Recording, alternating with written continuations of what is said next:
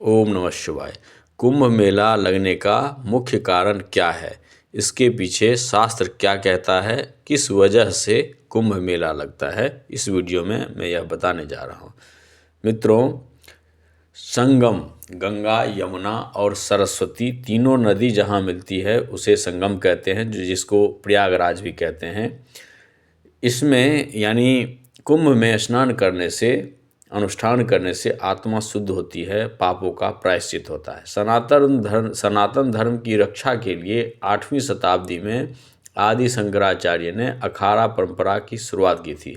कुल 13 अखाड़े होते हैं जो महाकुंभ में आते हैं और अपना शिविर डालते हैं।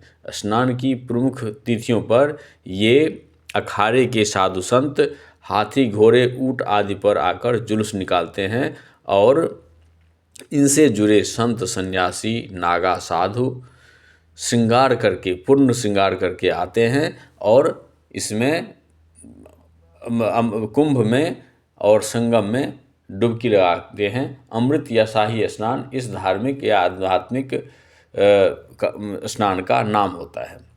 अमृत या राजसी या शाही स्नान, इन नामों के पीछे विशेष महत्व, सांस्कृतिक पृष्ठभूमि है। माना जाता है कि नागा साधुओं को उनकी धार्मिक निष्ठा के कारण सबसे पहले स्नान करने का अवसर प्रदान किया जाता है। वे हाथी, घोड़े, रथ पर सवार होकर राजसी ठाट बाट से आते हैं और स्नान करते हैं।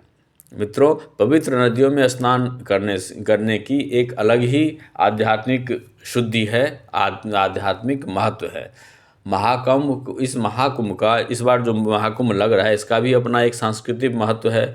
महाकुंभ न केवल धार्मिक बल्कि सांस्कृतिक दृष्टिकोण से भी बेहद महत्वपूर्ण होता है। इसमें अमृत स्नान के साथ साथ मंदिर में दर्शन, दान पुण्य, अघोरी और सन्यासी सनातन धर्म परंपरा की गहराई और विविधता को जानने का मौका भी मिलता है।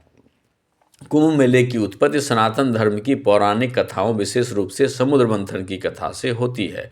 इसके मुताबिक दुर्वासा ऋषि के शाप के कारण जब इंद्र और देवता कमजोर पड़ गए तो असुरों ने देवलोक पर आक्रमण कर लिया और उनको परास्त कर दिया। असुरों से पराजित होने के बाद देवता भगवान विष्णु के पास गए और उन्हें सारा वृतांत सुनाया। तब विष्णु भगवान ने देवताओं को कहा कि सब लोग मिलकर दैत्यों के साथ समझौता करके क्षीर सागर का मंथन कीजिए, उसमें से अमृत निकलेगा, वह आप लोग पी लेना और आप लोग अमर हो जाओगे। सारे देवता भगवान विष्णु के निर्देशों का पालन करते हुए क्षीर सागर के मंथन में लग गए।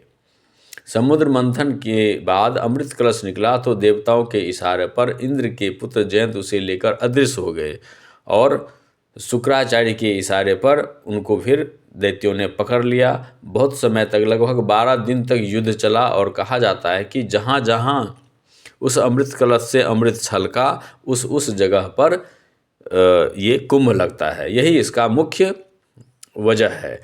जैसे कि प्रयाग, हरिद्वार, उज्जैन और नासिक, इन्हीं 4 स्थानों पर कुंभ का मेले का आयोजन होता है। साथ ही मान्यता है कि देवलोक के 12 दिन पृथ्वी के 12 साल के बराबर होते हैं, इसलिए हर 12 वर्ष में इन 4 स्थानों पर कुंभ मेले का आयोजन होता है। इसमें ग्रहों का भी विशेष महत्व है। सूर्य, बृहस्पति और चंद्र ग्रहों की युति और उसका जो प्लैनेट का जो प्लेसमेंट है, इस वजह से भी कुंभ मेले का आयोजन होता है।